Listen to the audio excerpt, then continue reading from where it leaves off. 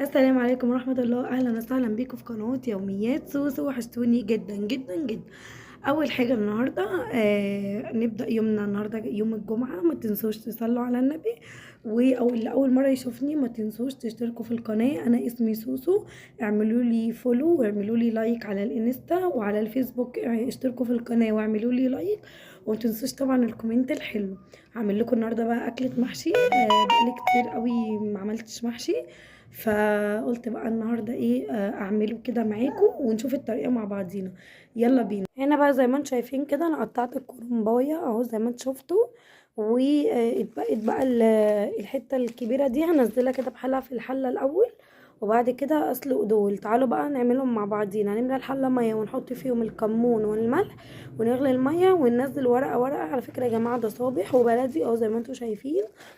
طري جدا، الورقه بتاعته خفيفه قوي.